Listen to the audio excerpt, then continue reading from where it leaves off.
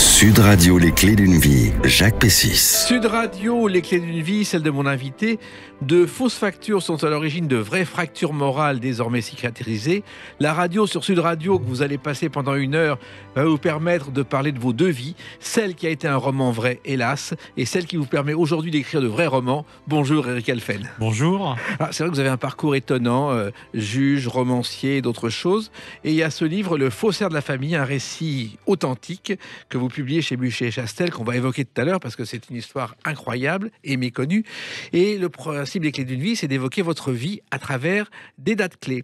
Et la première que j'ai trouvée ne vous concerne pas directement, mais je pense qu'elle est importante dans votre famille. C'est le 12 janvier 1966. C'est la sortie du premier numéro de Télépoche.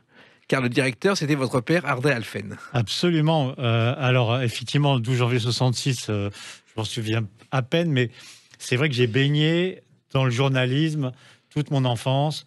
Mon père était donc journaliste, il a été à Paris Presse avant de créer Télépoche avec Chino Del Duca. Et ma mère, à l'époque, travaillait à Elle. Oui. Et j'ai baigné, pour moi, le côté, comment dire, proche de la vie, proche de ce qui se passe, l'actualité, etc. C'était ma nourriture quotidienne, j'allais dire. Et comme mon père a créé Télépoche parce qu'il adorait la télé, il a été un des premiers journalistes à s'intéresser à la télé. Du coup, la télévision était en permanence ouverte et branchée toute la journée. Donc j'ai vécu aussi, j'ai grandi avec la télé. Oui, la télé, les programmes, l'actu, il regardait tout, votre père. Absolument. Et il faut savoir qu'il a été effectivement le premier critique télé, à l'époque où ça intéressait personne, dans Paris Presse et au Nouveau Candide. Et Télépoche est né de Chino Del Duca, qui était le roi du roman photo, et qui a sorti ce journal et personne n'y croyait. C'est un journal de télévision au format de poche. Résultat, 450 000 exemplaires le premier numéro, et 1 million d'exemplaires quelques temps plus tard. Absolument. En 4 numéros, 1 million d'exemplaires, je me souviens, mon père s'en vantait, parce que c'est vrai que c'était une réussite assez exceptionnelle. Et c'était lui qui était à l'origine de ce format de poche auquel même Chino Del Duca ne croyait pas au départ. Alors finalement, votre père était aussi le premier à raconter les coulisses de la télévision, aujourd'hui tout le monde le fait, dans un livre qui s'appelait Le Tout Télé, si mes souvenirs sont exacts. Absolument, ça c'est quand il a quitté Télépoche, justement, il a voulu faire un peu... mettre un point avec ce livre dans lequel il faisait les portraits des gens qu'il avait côtoyés. Des portraits sympathiques et d'autres qui étaient moins sympathiques. C'est-à-dire qu'il avait un côté iconoclaste dont vous avez hérité, Eric Alphen. Ouais, je pense que je suis moins que lui, malheureusement, mais c'est vrai qu'il avait un côté fantasque et moqueur qui lui faisait prendre la vie toujours avec un certain recul, un certain détachement. Oui, c'était une époque où on pouvait devenir journaliste sans passer par une quinzaine d'écoles. Oui, alors lui, il avait commencé en étant professeur, mon père. Et puis après, il s'est intéressé au journalisme et il intéressé évidemment dans l'écriture. Et alors, petite histoire qui, quand même, peut-être a conditionné mon destin futur. Quand ma mère m'attendait, mon père était correspondant sur la guerre d'Algérie et ma mère recevait des coups de fil anonymes la nuit pour la menacer de mort. Et donc, je suis né, en quelque sorte, avec une mère menacée de mort, ce qui a peut-être conditionné mon avenir de juge un peu qui ose prendre un certain nombre de décisions. Alors, il y avait à la télévision, mais vous êtes trop jeune pour l'avoir vu, la première émission judiciaire, c'était en votre âme et conscience. Vous l'avez connue, de nom, mais honnêtement, je ne me souviens pas l'avoir vu de mes yeux à la télé. Alors, en fait, Pierre Dumayet exposait une grande affaire judiciaire passée et jugée. Il proposait à la défense de reprendre le problème à zéro. Et ensuite, dans une salle d'audience, il y avait le jury qui décidait si le jugement avait été bon ou non. Ça a été les grands stars de la télévision. Et c'était au Studio 12 début de Chaumont, parce qu'au départ, ça devait être filmé au ministère de la Justice, mais le ministère de l'Information a refusé. D'accord. Mais c'était un peu très en avance, parce que maintenant, il n'y a pas une émission où on ne veuille pas refaire le verdict, redire ce que les juges ont fait, si c'était bien ou si c'était pas bien. Et en ce moment, par exemple, le fait que Patrick Balkany soit retourné en prison, sur les réseaux sociaux, tout le monde dit les juges ont bien fait ou les juges ont mal fait. Et c'est assez, pour un juge, c'est un peu heurtant de voir que tout le monde commente la décision de justice sans même savoir ce qu'il y a dans le dossier. Exactement. Et il y avait Robert Hossein qui a fait un spectacle sur Marie-Antoinette au Palais des Sports. Et à l'entrée, on prenait une boule blanche ou une boule noire et on votait à la fin du spectacle pour la mort ou la survie de Marie-Antoinette. Et un jour, il y a 2 Suisses qui arrivent en disant « Ah, on est Suisse, on ne peut pas voter ». Alors, l'école, pour vous, bon, je crois que vous êtes né à Clichy-la-Garenne. Oui, par accident, parce qu'en fait, j'ai jamais vécu à Clichy. Vous avez vécu à Versailles. D'abord à Paris, et je suis arrivé à Versailles quand j'avais 7 ans. Et à Versailles, j'étais le Parisien à l'école. C'est-à-dire que les frontières, elles sont partout, et y compris pour les gens de Versailles, les Parisiens sont les gens qui viennent d'ailleurs. Et alors, il y a eu un déclic un jour, il y a eu un carrefour des métiers à l'école, Eric Alphen.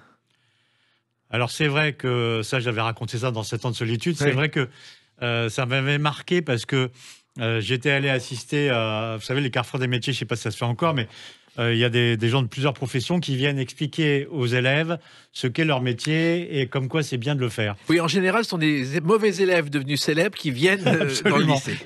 Et donc, j'étais allé assister à ce que disait un magistrat. À l'époque, je n'avais pas du tout idée et encore moins envie d'être juge.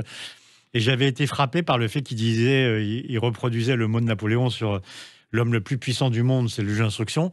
Il disait, par exemple, le juge d'instruction qui veut convoquer le président de la République, eh ben, il peut le faire, personne ne peut l'en empêcher.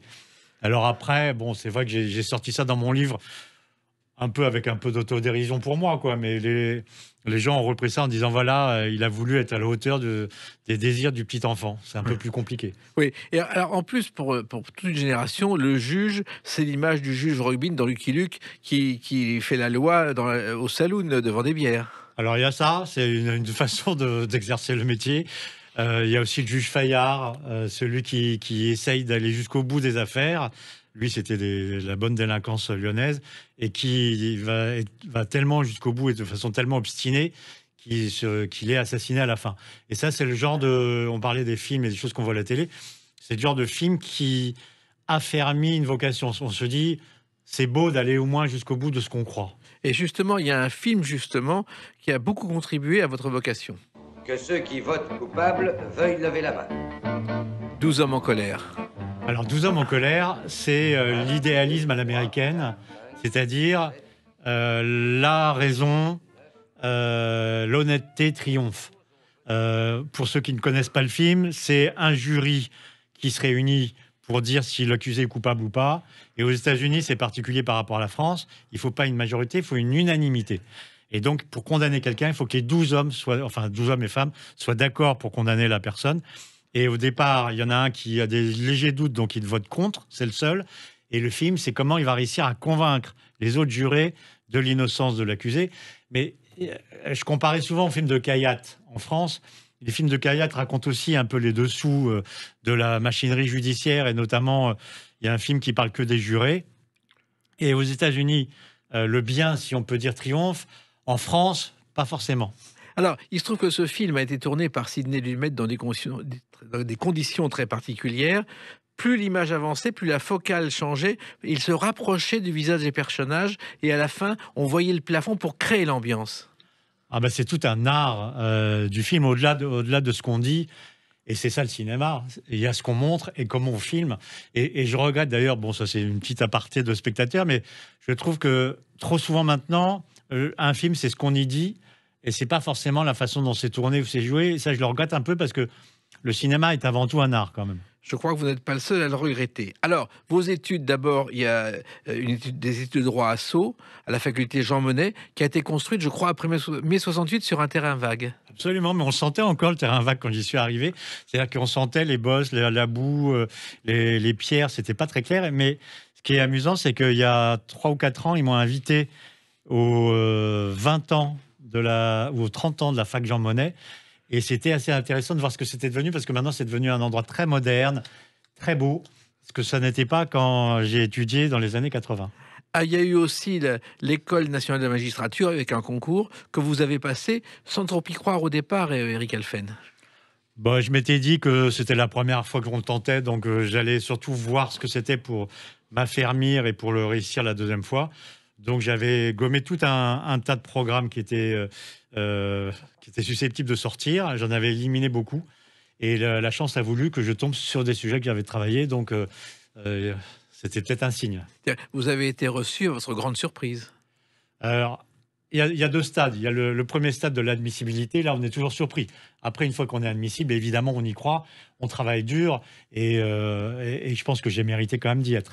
Et vous avez acheté votre première robe traditionnelle du juge dans un magasin qui a aujourd'hui disparu, qui s'appelait La Belle Jardinière, Eric Alphen. Absolument, parce que c'était un des 3 magasins sur Paris dans lequel on trouvait des robes de magistrat. Voilà. Et cette Belle Jardinière a été vendue quand les frères Villot ont racheté l'enseigne. C'est un peu massacré, mais les frères Villot n'étaient pas non plus des personnes très très fréquentables. Ils avaient fait l'objet d'une instruction à l'époque qui avait été menée par le juge Michaud, qui était un des premiers juges qui s'intéressait aux affaires financières.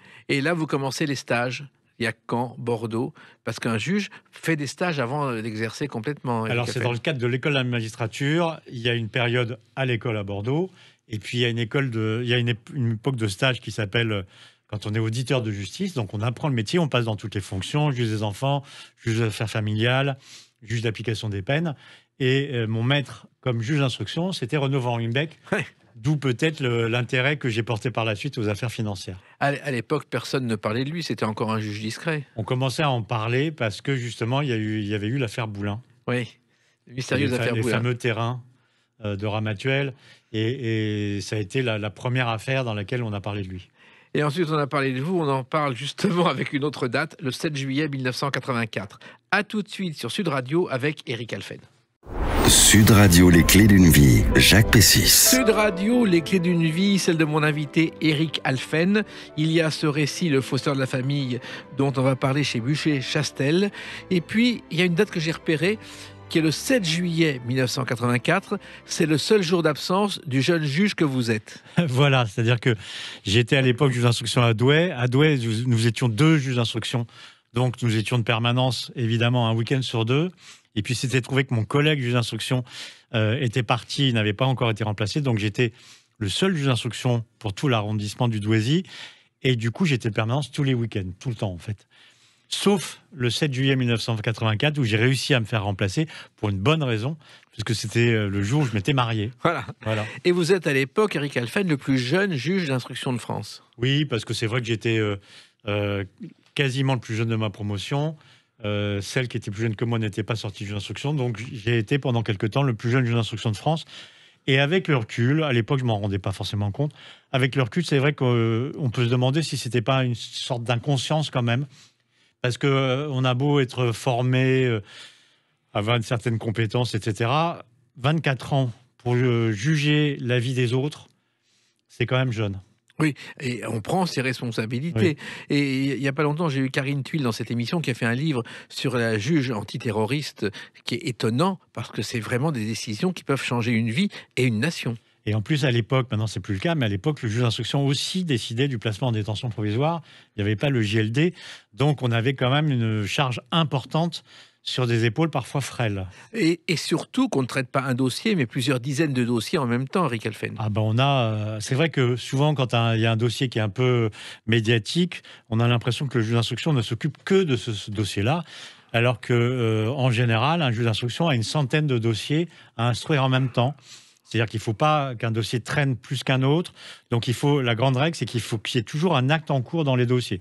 Soit une interrogatoire, une confrontation qui est prévue, soit un acte en cours, c'est-à-dire une commission rogatoire, une expertise. Et la grande règle, en tout cas, c'est de ne jamais laisser dormir un dossier. Et moi, à l'époque, je pratiquais la stratégie du bureau, c'est-à-dire que je laissais le dossier sur mon bureau tant que je n'avais pas prévu l'acte suivant. Et il fallait s'y retrouver là-dedans. C'était pas facile, on se perdait quelquefois dans les dossiers, non?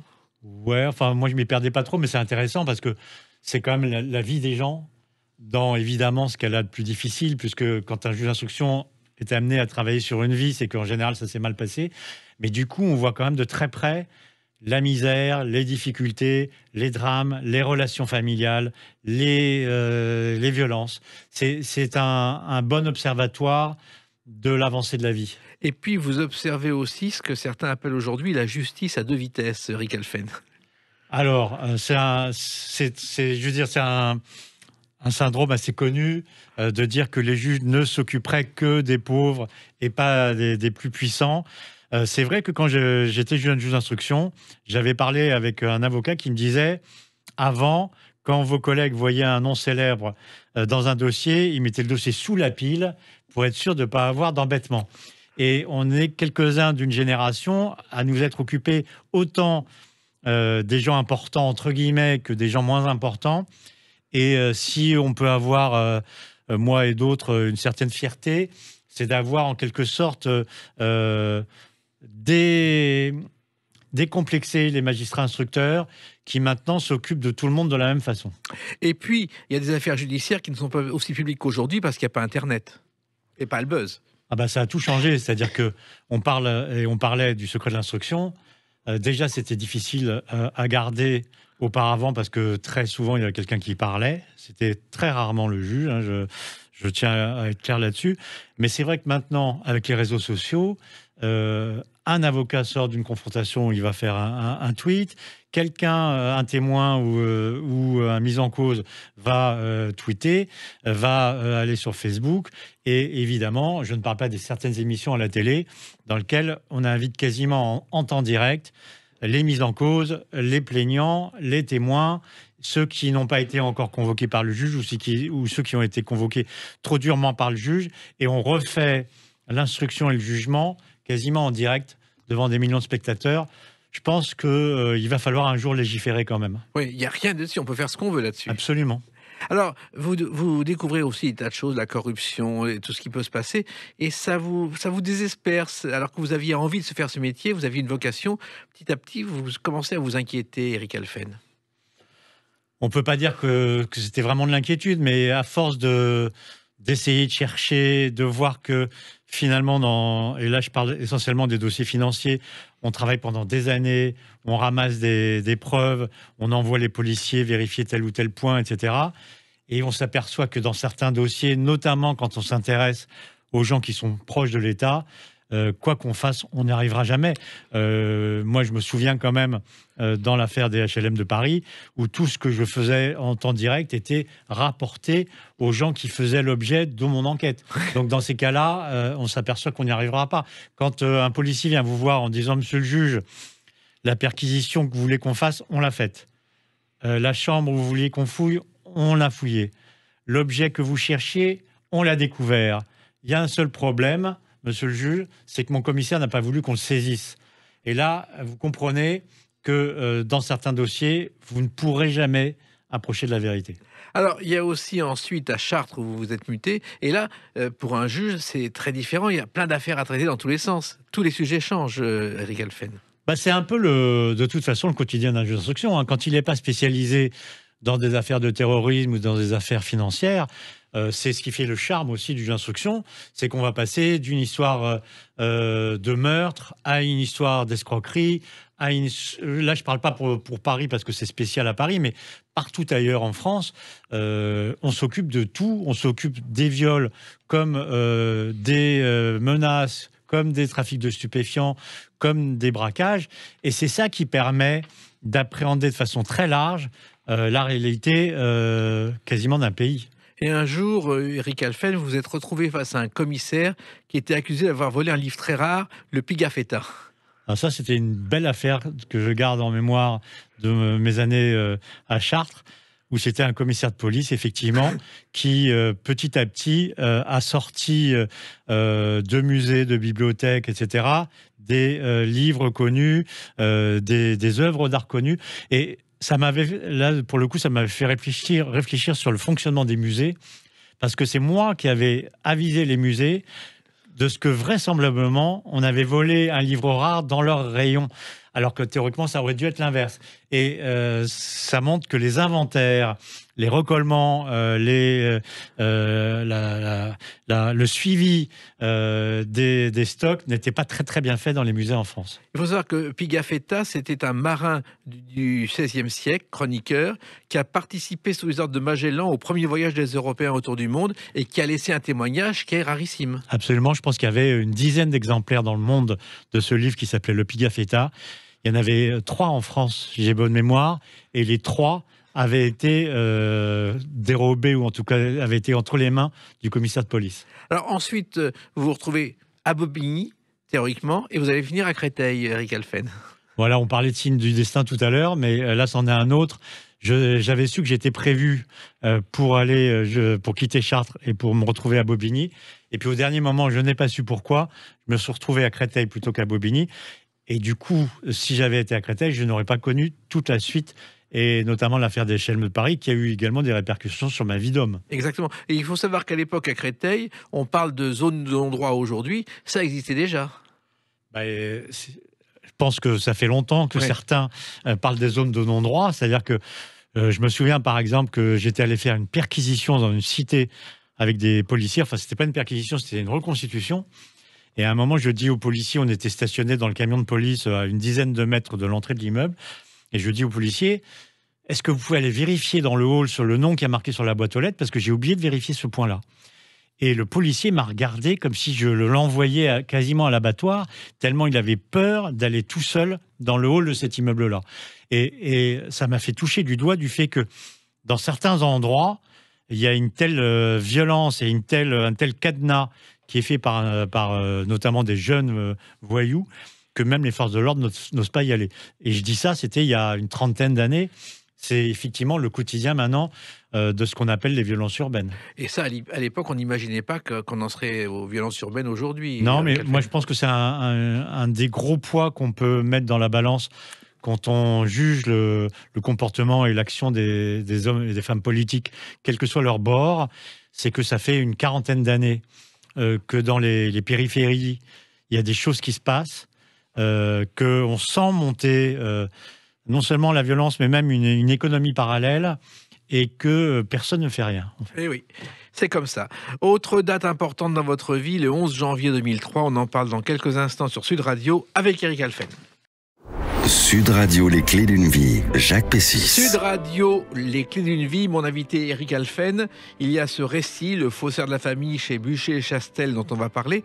Le 11 janvier 2003, vous êtes dans une émission de télévision dont voici le générique. Allô?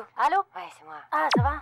Ouais, cool. Tout le monde en parle et c'est vraiment votre première émission de télévision où vous parlez vraiment, Eric Alphen, chez Thierry Ardisson. Alors, vous me rappelez que c'est ma première émission. Moi, je pense que c'est pas la première. C'est la première grande émission de... Parce que j'étais passé chez Bernard Pivot pour la sortie de mon premier livre qui s'appelait Bouillotte en 1999. Oui, mais là, vous parlez vraiment des affaires, ce qui n'était pas le cas quand vous avez sorti Bouillotte. Absolument. Et cette émission, vous racontez comment vous avez vécu 7 ans de cauchemar, finalement. Alors, 7 ans de cauchemar, il ne faut pas exagérer, parce que ce que les humains demandent à la vie, c'est quand même des moments d'excitation, des moments de passion, des moments où il se passe des choses, où on a l'impression surtout de pouvoir être utile à la société, ou en tout cas aux gens qui vous sont proches. Et quoi qu'on dise de ces années, entre guillemets, de solitude de l'affaire des HLM de Paris, c'est une période de ma vie avec du coup du bien et du mal, mais c'est une période de ma vie dans laquelle j'ai eu l'impression de vivre, tout simplement. Oui, alors tout a commencé par un petit dossier rose avec quelques feuillets dedans, et vous n'imaginiez pas que ça allait déclencher presque une affaire nationale, Eric Alphen. Voilà, alors c'était les services fiscaux qui avaient adressé au parquet de Créteil un signalement sur une société du Val-de-Marne qui apparemment payait des fausses factures, et en creusant sur quelques noms qui apparaissaient dans les factures, quelques sociétés, etc., petit à petit, à force de travail, avec évidemment les policiers de Paris, parce qu'on ne peut pas faire tout seul quand on est juge d'instruction, petit à petit, on est remonté à un trafic énorme de factures, d'argent, et surtout à des marchés truqués qui concernaient tant la ville de Paris que le Conseil régional d'Île-de-France. Et du coup, c'est vrai qu'à partir de 10 feuillets qui étaient dans un petit dossier rose, on a réussi à remonter jusqu'au président de la République. Oui, et c'est Jacques Chirac à l'époque, et ce genre de scandale n'avait jamais existé avant. Tout se passait de façon complètement occulte ou opaque. C'est-à-dire que je pense qu'il fallait quand même une certaine opiniâtreté pour aller jusqu'au bout. Très franchement, bon, c'est vrai que je disais à l'instant que ça a été du bien et du mal, mais j'ai beaucoup travaillé quand même sur ce dossier-là, parce qu'on disait tout à l'heure qu'un juge d'instruction n'a pas qu'un seul dossier, y compris quand j'avais ce gros dossier de HLM Paris, j'avais plus de 120 dossiers à part celui-là. Et donc, ça prenait beaucoup de mon temps. J'arrivais quasiment le premier au tribunal de Créteil, j'en partais le dernier. Et c'est vrai qu'à force de travailler, de chercher, de creuser, on a réussi à mettre à jour un véritable trafic. Donc je pense que certains peut-être n'auraient pas eu le courage, parce qu'à l'époque quand même, mon enquête portait sur le parti dont un des anciens secrétaires généraux était le garde des Sceaux et un autre des anciens secrétaires généraux était le ministre de l'Intérieur. Ouais, donc c'était très compliqué, y compris pour les policiers qui, quand ils découvraient des choses, étaient obligés de passer par en dessous pour que leur hiérarchie ne bloque pas. Donc c'était très très compliqué. Et en même temps, c'était la première fois qu'un scandale éclatait, alors qu'il y en avait eu d'autres, et qu'il y en a eu d'autres depuis. Il y en a eu d'autres depuis, il n'y en avait pas eu tant d'autres avant quand même. Parce que, honnêtement, c'est vrai que c'est rare les dossiers qui concernent le parti au pouvoir. Oui. Et je pense avoir quand même été un des premiers là-dessus à enquêter sur directement mes supérieurs hiérarchiques, finalement. Alors, ce qui s'est passé, c'est que bien sûr, il y avait des tas d'informations distillées dans la presse. C'est évident qu'on racontait tout et le contraire. Et ça, il faut le subir. On raconte tout et le contraire, mais c'est pas innocent. C'est-à-dire que souvent, tant des avocats que quand l'affaire concerne le parti au pouvoir, des gens proches du pouvoir font courir un certain nombre de bruits dans la presse, d'une part pour discréditer le magistrat instructeur et pour faire croire que c'est lui qui balance des infos aux journalistes, mais deuxièmement aussi pour modifier le cours de son dossier. Il est évident qu'un juge d'instruction a une stratégie. Il va d'abord aller faire une perquisition à tel endroit, puis il va aller à un autre endroit, puis il va entendre telle ou telle personne, puis il va faire un interrogatoire. Et le fait de balancer un certain nombre d'informations plus ou moins confidentielles à la presse oblige à modifier la stratégie. Il est évident que quand, par exemple, j'avais lu que j'envisageais d'aller faire une perquisition au siège des renseignements généraux à Paris, je ne vais plus aller la faire parce que ça n'a plus aucun intérêt. Bien sûr. Et en même temps, il y avait les écoutes téléphoniques. Moi, je fais partie de ceux qui étaient fichés dans les écoutes téléphoniques contre Jean Edernalier, parce que je l'appelais quand j'avais rien à dire dans mon journal, parce qu'il avait toujours quelque chose à dire, et ça aussi. Et vous avez repéré en plus les écoutes téléphoniques, Eric Elfen. Alors, c'est sûr qu'on peut facilement être taxé de parano quand on dit qu'on a été sous écoute, mais quand vous êtes au téléphone avec une amie et que vous entendez une voix, mais qui n'est pas un bruit de fond comme il y avait à l'époque de temps en temps avec France Télécom, mais quelqu'un qui vous parle clairement et qui vous répond, vous comprenez en fait que vous êtes écouté par, et j'ai évidemment compris que c'était par des officines qui étaient d'ailleurs dirigées souvent par des anciens commissaires de police et qui étaient en tout cas très proches du ministère de l'Intérieur et qui continuaient à écouter les gens dans le cadre de ce que leur demandait le pouvoir en place. Donc ça fait un peu peur quand même. Hein. Et c'est sûr que quand je vois un petit mot sur mon pare-brise à l'époque me disant « Alors c'était bien le match au Parc des Princes avec vos fils samedi dernier », vous vous dites « C'est dangereux quand même ». Alors, il faut savoir que le juge distrait que vous étiez se retrouve du jour au lendemain star de l'actualité, Eric Elfen. Voilà, je fais une différence entre dossier médiatisé et dossier médiatique. Moi, je n'ai jamais voulu médiatiser une affaire parce que je pense, et je pense toujours, qu'il faut un peu de secret, ou en tout cas une certaine quantité de secret pour qu'une affaire puisse progresser normalement. Donc, je n'ai jamais voulu la médiatiser. Mais après, quand des gens proches du pouvoir, ou en tout cas connus, sont visés par une enquête, que ce soit avec vous ou sans vous, l'affaire de toute façon va être médiatisée. On vous a même proposé des gilets pare-balles et que vous lanciez une marque de gilets pare-balles, Eric Oui, Elfen. alors ça c'était drôle, c'est un des moments amusants et en même temps effrayants. Il y avait le PDG d'une société qui commercialisait des gilets et des gilets pare-balles et qui avait eu l'idée que je fasse la publicité de cette société en pensant que ce serait sans doute très bon pour l'image de marque de sa société, qu'un juge donc menacé comme moi puisse se réfugier derrière les gilets pare-balles de sa société. Il faut savoir que les gilets pare-balles du GIGN dans les années 70 ont été fabriqués par Renoma, qui était la grande bonne... Oui, c'est eux qui fournissaient. Ils fournissaient les yéyés, les chanteurs et les gilets pare-balles. Alors, un jour, vous êtes destitué et là, votre vie change, Eric Elfen. C'est-à-dire que j'ai été dessaisi à l'époque, ça s'appelait la chambre d'accusation, maintenant c'est la chambre de l'instruction, et d'ailleurs maintenant je la préside, la chambre d'instruction, de la Cour d'appel de Paris. Et j'ai trouvé ça très franchement injuste. Donc j'ai voulu quitter la magistrature. Ma mère, qui était à l'époque encore en vie, m'avait dissuadé en disant « T'as des jeunes enfants, ne démissionne pas, mets-toi en disponibilité. Et en tout cas, j'ai mené pendant plusieurs années une autre vie. La vie d'un auteur, pour pas parler d'écrivain qui est un peu pompeux, mais la vie d'un auteur, une vie très différente, une vie sans rentrée d'argent directe. Donc ça m'a amené à relativiser le confort que j'avais avant et à appréhender la vie d'une autre façon. Alors, il se trouve que vous avez écrit des romans policiers. Le premier, Bouillotte, on en a parlé, puisque vous êtes passé chez Pivot. Mais ce qui est étonnant, c'est que le précurseur du roman policier, c'est un Chinois, c'est un juge, le juge Ti, qui a vécu au 7e siècle. Et il y a eu des affaires criminelles résolues par le juge Ti, qu'on a publiées en anglais et en français, qui ont même été publiées en bande dessinée dans Spirou. Vous le saviez? Ah ben, j'ai lu le juge Ti, puisqu'il est dans la collection 10-18. Ouais. Et c'est vrai que c'était à la fois proche parce que c'est un juge et à la fois très éloigné parce que ça se situe à une autre époque et dans l'Orient, donc c'était totalement différent. Mais ça fait partie des livres que j'ai pu lire quand j'étais plus jeune. Oui. Et l'envie d'écrire des romans policiers, c'est né comment? Comme je l'ai dit tout à l'heure, j'ai baigné dans le journalisme, donc j'ai vu en permanence mes parents derrière une machine à écrire, en train d'écrire. Et forcément, quelque part, consciemment ou inconsciemment, il y a une envie de s'y mettre à son tour et d'écrire. Et je racontais dans cette solitude que c'était une amie qui m'avait offert une machine à écrire. À l'époque, c'était une machine à écrire électrique. On n'était pas encore au stade de l'ordinateur. Et un jour, je me suis dit, il faut quand même que tu t'y mettes. Donc, j'ai commencé un premier roman que j'ai arrêté au bout de 50 pages parce qu'il ne me plaisait pas. Et puis après, j'ai écrit ce qui est justement devenu Bouillotte. Et depuis ce moment-là, je pense que je ne passe pas une semaine sans écrire. Avec votre expérience de juge qui apparaît en filigrane. Avec mon expérience, je dirais, de la vie que mon travail de juge m'a montré, mais pas exclusivement mon travail de juge. Et puis vous avez surpris aussi tout le monde, Eric Halphen, en écrivant un livre sur les sports de l'Antiquité à nos jours. Alors, c'est une de mes passions, le sport. Bon, il y a l'art aussi, on en parlera tout à l'heure, mais... j'ai baigné dans le sport.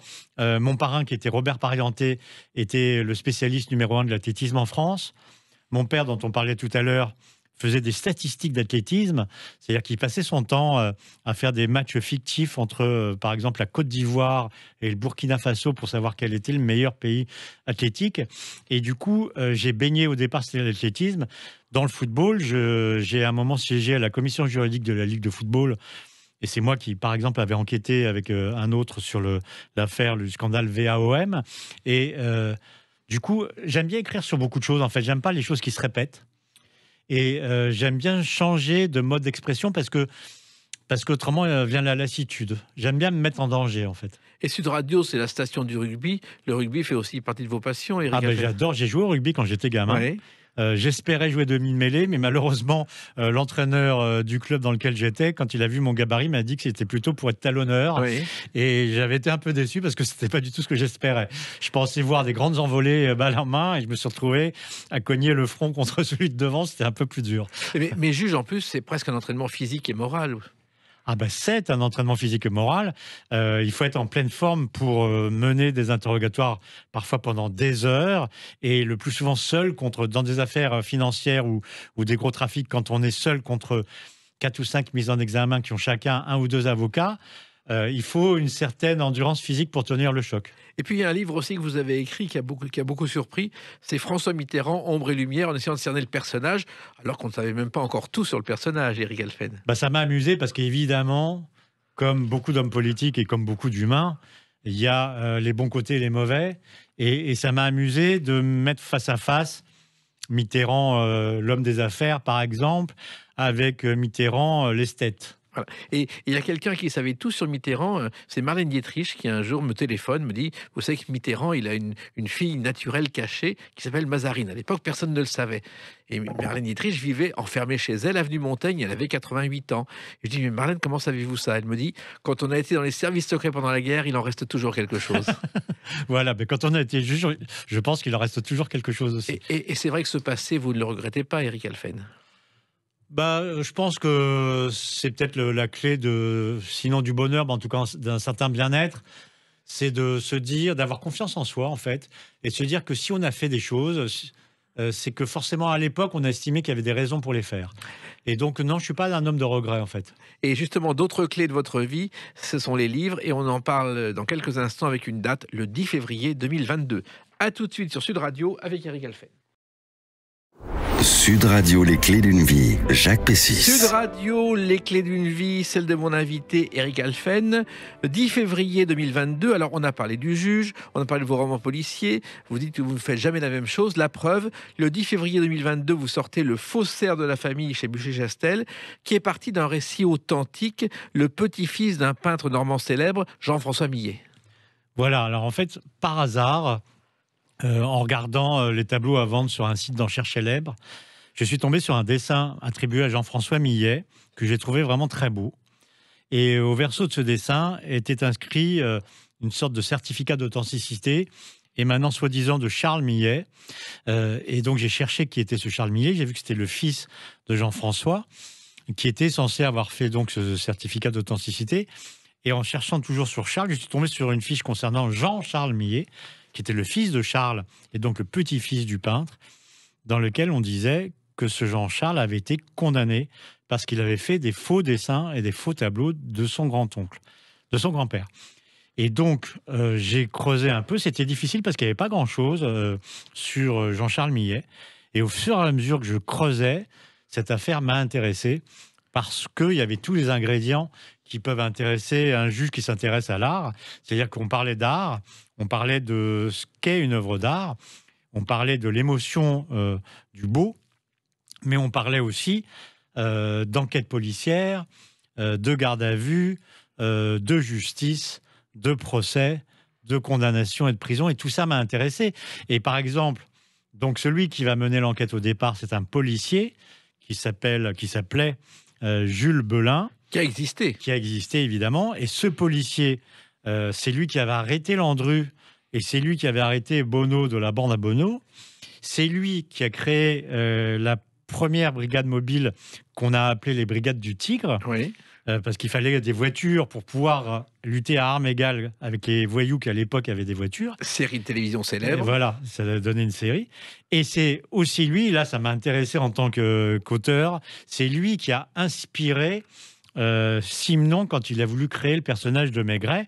Et d'ailleurs, Maigret, son prénom est Jules, et ce policier Belin se prénommait également Jules. Et donc, au fur et à mesure que je creusais, je trouvais des choses intéressantes, à tel point que je me suis dit, c'est pas possible, il faut que tu écrives là-dessus. Voilà, et c'est parti comme ça. Alors, vous êtes effectivement un passionné d'art, Eric Alphen, depuis toujours. Depuis toujours, j'ai baigné aussi dans l'art. Ma mère me parlait toujours de tableaux, notamment des impressionnistes. Mais c'est vrai que pour le coup, j'ai élargi ma palette. L'école de Barbizon, je connaissais très peu de par ma famille, donc j'avais commencé à chercher avant Jean-François Millet, mais avant qu'on me parle de Jean-François Millet, mais j'étais pas forcément passionné par tous les tableaux de l'école de Barbizon qui sont un peu répétitifs. Mais par contre, Jean-François Millet, qu'on connaît peu, c'est le moins connu des peintres célèbres, avait une personnalité tout à fait attachante, qui était austère, qui recherchait la pureté, qui recherchait la beauté, qui recherchait l'intégrité. Et ça m'a beaucoup intéressé aussi de travailler sur lui, parce que quand on veut être un bon faussaire, il faut bien s'imprégner de la vie, de l'œuvre de celui qu'on copie, mais également de sa vie, parce que ça permet de mieux travailler sur les œuvres. Et du coup, j'ai travaillé beaucoup sur Jean-François Millet, et ce qui m'a intéressé surtout, c'est le contraste entre la vie très austère, très calme, très presque recluse de Jean-François Millet, et celle au contraire très virevoltante, très amusante de Jean-Charles Millet. Alors il faut savoir que on parle pas beaucoup de Jean-François Millet, mais il a fait quelques œuvres, et notamment il a été l'un des peintres favoris des frères Goncourt, je crois, Eric Alphen. Alors effectivement, les frères Goncourt ont écrit un roman dans lequel ils décrivent le milieu des peintres de Barbizon, et l'un des personnages centraux de ce roman était en fait un portrait de Jean-François Millet, dont il parle abondamment, et d'ailleurs ça m'a amusé de voir que Jean-François Millet avait lu le portrait plus ou moins réel qu'avaient dressé de lui les frères Goncourt. Alors, votre livre a commencé parce que vous trouvez un vendeur dans la banlieue de Londres qui vend un dessin de Millet, car vous êtes, et vous le dites dans ce livre, Eric Alphen, un fan de eBay. Vous allez régulièrement là-dessus. Je trouve, en tout cas, quand on commence, c'est moins intimidant que les ventes aux enchères, c'est moins intimidant que les salons des antiquaires. On n'est pas jugé par ses goûts, on a moins de culpabilité quand on achète.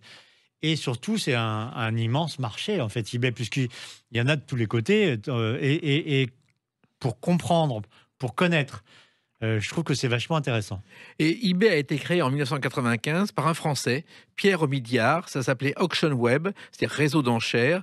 Et en 96, c'est devenu eBay, qui veut dire Eco Bay Technology. Et le premier objet vendu sur eBay, c'était un pointeur laser défectueux. Alors, ils ont été un peu étonnés, mais l'acheteur cherchait justement un appareil défectueux. Ah oui, je ne savais pas du tout que ça avait été créé par un Français. Alors maintenant, on peut critiquer évidemment ce que c'est devenu parce que c'est beaucoup plus commercial que ça l'était au départ. Mais pour l'amateur de quoi que ce soit, moi je parle des montres au départ, mais d'œuvres d'art, de livres, etc. C'est extrêmement intéressant de faire le marché, surtout dans la période compliquée qu'on est en train de vivre avec le Covid, où on est obligé quand même de limiter sa vie sociale. Ça permet quand même de continuer à avoir l'intellect aux affûts. Alors, il faut savoir aussi que dans votre livre, votre personnage, Jean-Charles Millet, rencontre un Mozart de la copie. Voilà, c'est-à-dire qu'au départ, donc, la question est de savoir pourquoi. Parce qu'il faut quand même dire que Jean-Charles Millet était peintre lui aussi, qu'il a essayé de commercialiser, de vendre et d'avoir du succès en tant que peintre. Je pense qu'il a été frustré de ne pas y arriver. Je pense qu'il a été gêné dans son projet par l'ombre tutélaire qui était portée sur lui par ce grand-père finalement trop présent. Et du coup, un jour, comme il avait récupéré un cachet JFM, Jean-François Millet, il a commencé à faire des faux. Et puis, petit à petit, il a vu ses limites en tant que faussaire, si je puis dire, et il s'est dit qu'il fallait absolument qu'il recrute un peintre pour faire les faux à sa place. Il a recruté un peintre qui s'appelait Paul Cazot, et c'est à eux deux qu'ils ont décidé de faire cet énorme trafic de tableaux qui finalement, et c'est ça qui est intéressant, a trompé les experts, les galeristes, y compris les experts de Jean-François Millet. Je parle de Kroll Thompson, qui a créé le terme d'école de Barbizon, qui était vraiment le spécialiste de cette peinture-là. Et ils ont trompé un grand musée à Édimbourg. Ça a été passionnant. Mais surtout, ce qui m'a intéressé aussi, et je viens de l'ébaucher, c'est la question familiale. Parce que c'est vrai que des histoires de faussaires, finalement, il y en a assez souvent, mais un faussaire qui se sert de son lien familial pour faire des faux, j'ai trouvé ça absolument passionnant. Et il y a eu un faussaire célèbre dans les années 80 et qui est devenu au cœur de l'actualité après un livre. On va entendre sa voix. On m'avait offert $600 000 pour tourner l'histoire de ma vie, mais il voulait romancer. Fernand Legros. Comme je ne sais pas si vous avez croisé Fernand Legros. Moi, je l'ai bien connu. C'était un faux. Bon, il achetait, il vendait des faux tableaux faits par d'autres artistes. Roger Perfit avait écrit son livre. Et ce type était le faussaire dans tous les sens du terme. Il avait une voiture avec plein d'appareils pour parler dans le monde entier. Il s'était jamais branché. Et il avait une Rolls, mais pas d'argent pour mettre de l'essence dans la Rolls. D'accord. Je ne sais pas si vous l'avez croisé. En fait. Non, je le connais de nom, mais non, je l'ai jamais croisé. Et ça a été la référence des faussaires dans les années 80-90. Jusqu'à sa disparition, il vivait avec une vieille comédienne, Marie, qui s'appelait... je ne sais plus comment elle s'appelait. Madame Vincent. Elle s'appelait Madame Vincent. Alors, dans le côté familial, et c'est parce qu'on s'interroge évidemment sur les motivations. Bien sûr. Jean-Charles Millet, au moment de son procès, a beaucoup dit qu'en fait, il avait voulu venger son grand-père, qui avait été maltraité, selon lui, par les experts, par les galeristes, par les marchands, et que du coup, il voulait montrer que tous ceux qui avaient mal jugé au départ son grand-père étaient tout simplement des gens qui n'y connaissaient rien en peinture. Et par exemple, j'ai beaucoup aimé quand... Pour valoriser un peu les tableaux qu'il commercialisait, il a eu l'idée d'inventer un expert qu'il a recruté dans un cabaret. C'était un chanteur plus ou moins de charme et qui avait un petit accent espagnol ou méditerranéen. Et du coup, il lui a créé un pédigré, si je puis dire, à cet expert qui n'en était pas un. Et rien que la carte de visite de l'expert, et puis le fait qu'il attendait de l'autre côté du trottoir, bien habillé, etc., a inspiré de la confiance aux acheteurs potentiels et les a incités à acheter. Et en fait, il y a une espèce de pointage du doigt de tous les dysfonctionnements du monde de l'art, où parce qu'on vous dit que c'est bien, on achète. Mais plus généralement, c'est vrai que la question se pose de savoir ce qui différencie un tableau fait par Jean-Charles Millet, mais attribué à Jean-Charles Millet, et le même tableau donc fait par Jean-Charles Millet, qui au départ est un vrai tableau, qui devient faux uniquement par le fait qu'il y a une signature qui est apposée qui n'est pas celle de l'auteur. Et en même temps, il a une idée géniale, Jean-Charles Millet, c'est-à-dire qu'il va faire des faux tableaux avec un léger détail pour dire c'est un dérivé de l'œuvre, Eric Halphen. On ne peut pas faire une simple copie parce qu'autrement ça se verrait. Donc il faut bien apprécier l'œuvre, bien apprécier le peintre, d'où ce que je disais tout à l'heure, et essayer finalement de déterminer ce que l'artiste plagié aurait pu lui-même vouloir dessiner ou peindre. Et c'était Jean-Charles, grâce à ce lien familial, grâce à sa connaissance extrême de ce qu'il avait de l'œuvre et de la vie de son grand-père, qu'il était capable finalement d'appréhender ce qu'il aurait plu à Jean-François de peindre. Et il y avait au milieu, en plus de ces faux tableaux, des vrais tableaux de Millet. Au départ, il y avait des vrais dessins, en tout cas, de Jean-François Millet. Mais il y a un moment qui est très marrant, par exemple, c'est que lors du procès, les experts vont à la barre et ils maintiennent qu'un tableau accusé d'être un faux tableau, ils maintiennent que c'est un vrai tableau. Et Jean-Charles Millet, qui savait en plus que les faits concernant ce tableau étaient prescrits, veut mettre à mal la compétence des experts. Il leur dit, vous vous trompez, c'est un faux tableau. Les experts disent, non, on vous assure, c'est un vrai. Et Jean-Charles dit, grattez, vous allez trouver des vaches sous le tableau, et ça prouvera que c'est un faux tableau. Et les experts, d'abord dubitatifs, grattent, et effectivement, on voit apparaître les vaches. Alors, ce qui est étonnant, c'est que le juge ressort, c'est-à-dire que il y a eu des prescriptions dans tout ça. En fait, c'est vrai que finalement, c'est aussi une façon de s'interroger sur la justice, parce qu'au départ, on parle beaucoup de l'instruction, on parle beaucoup de l'enquête. À l'époque, il n'y avait pas les chaînes d'information, donc ce qui en tenait lieu, c'était les journaux, oui, qui donc rapportaient jour après jour, dans le détail, l'avancée des enquêtes. Et au total, ça faisait beaucoup de bruit parce que si on se remet à l'époque, dans les années 30, Jean-François Millet était extrêmement coté. Et d'ailleurs, l'Angélus dont on parlait tout à l'heure, l'Angélus a été vendu aux États-Unis pour une somme très importante à l'époque, ce qui fait que beaucoup de journalistes américains s'intéressaient également à cette affaire-là. Et donc, le procès, l'enquête a vraiment fait beaucoup de bruit, ramené beaucoup de gens, etc. Et puis, les mois se sont écoulés. Et des années après, il y a eu les procès. Et finalement, c'est un peu la montagne qui accouche d'une souris. C'est-à-dire que c'est toujours un peu décevant, en fait, finalement. Et les journalistes au procès se disent tout ça pour ça, quoi. Oui, mais ça existait dans les années 30, ça existe toujours aujourd'hui. Mais bien sûr. Mais c'est pour ça que ça interroge sur le fonctionnement de notre justice aussi. Finalement, il y a une espèce de présomption de culpabilité au départ.